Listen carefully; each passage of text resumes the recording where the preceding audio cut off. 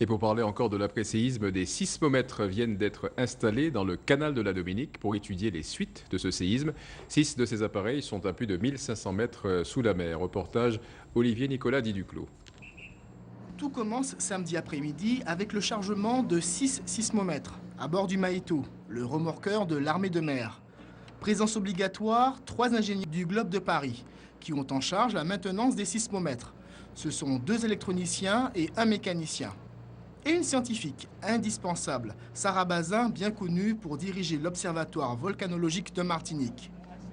Dimanche, 4 h du matin, l'opération est lancée. Normalement, aujourd'hui, on va partir de Fort-de-France et on va aller sur la façade atlantique, faire les points qui sont le plus au large.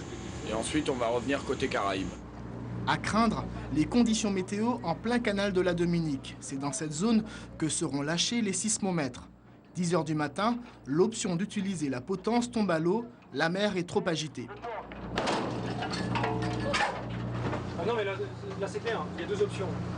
Ou on peut la déborder, la porter et la balancer. On essaye, on en fait une. On ne prendra pas le risque d'en balancer d'autres si ça ne marche pas. Ouais. Ou ça ne marche pas. Et on revient côté Caraïbes en allant chercher la P1 et P2 si les conditions sont bonnes, parce qu'elles sont quand même à l'intérieur ou le long des côtes. P1 et P2 sont le long des côtes. Et on attend une accalmie du météo, enfin de la houle. Et c'est pas en un jour. Le problème, il est là. L'équipe envisage alors de faire glisser le sismomètre par l'arrière du bateau en utilisant l'échelle. Et ça marche. La mer est un peu dure là, on est sur un petit bateau donc qui bouge beaucoup. Et trouver la bonne option, ça se fait pas toujours du premier coup. Donc là, maintenant je pense qu'on a une bonne technique et on va pouvoir mettre les autres comme ça jusqu'à la fin. Quelques heures plus tard, on prend les mêmes et on recommence.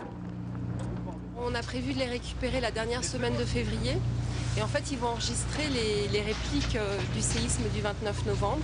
Donc comme tous les autres sismomètres qui sont à terre, sauf que là, les sismomètres seront au fond de la mer. Alors en fait, l'épicentre du 29 novembre ainsi que toutes les répliques ont lieu en mer. Donc on se rapproche du lieu de l'épicentre pour mieux étudier les répliques.